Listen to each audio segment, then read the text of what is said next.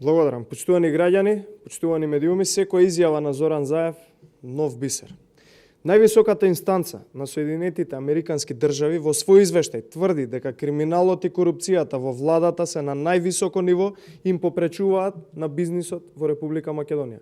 Почитувани граѓани, ова е факт цели 4 години наназад. Криминалот и корупцијата во СДСМ и во власта го заземаат највисокото можно ниво.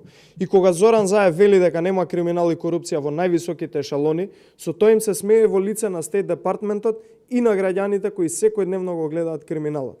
Кога Заев вели дека не треба да бара одговорност од Љупче Николовски за високото ниво на корупцијата и добро си ја вршел работата, стотици бизнисмени плачат секојдневно од оваа влада.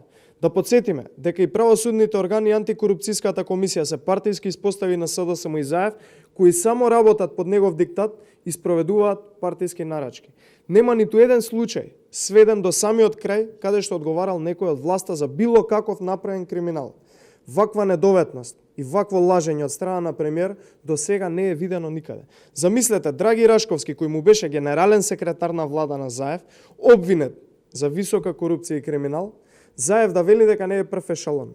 Венко Филипче, министер кој бркаше провизии на вакцини, кој заработи во време на пандемија, кој мести тендери секојдневно на клиника, Заев да вели дека не е прв ешалон.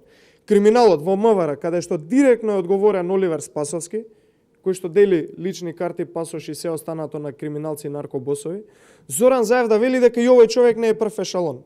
Катица Јанева во СЕО, чиј цел тим беше од блиски луѓе и од блиска средина на СДСМ, која рекетираше бизнисмени и јавно се зборуваше дека парите и ташната завршиле кај семејството Заеви, повторно Зоран Заев да вели дека овие луѓе не се прв ешалон. Не може за нивниот криминал да им се виновни шалтерски службеници кои само издаваат документи. Тажната реалност во Република Македонија е дека криминалот и корупцијата го заземаат високото прво место во владата и се уште никој не одговара. Но верувајте, еден ден ќе одговара. Коруптивниот начин на работење на Заев и оваа влада си го зема данокот во светските извештаи, а граѓаните се повеќе осиромашуваат и тонат. За крај, криминалот и корупцијата во Република Македонија почнуваат и завршуваат со Зоран Заев.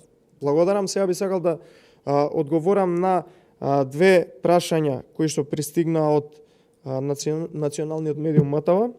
Првото е дали меѓупартискиот договор мина без проблеми за утврдување на 17 октомври како конечен датум за избори. Второто е Заев истакна дека ЕУ укажала дека не треба во личните карти да има етничка графа и тоа треба да се почитува. Ваш коментар.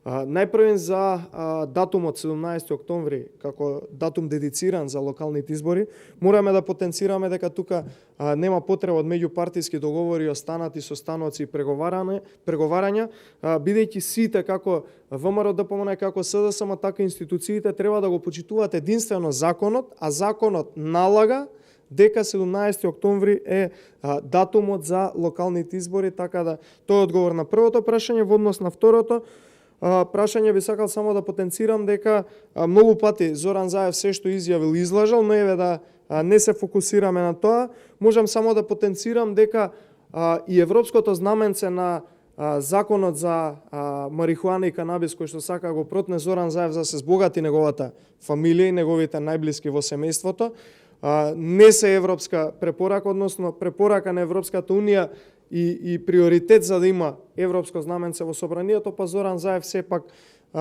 сака да го помине со европско знаменце. Тоа е во однос на прашањата. Благодарам на вашето следење.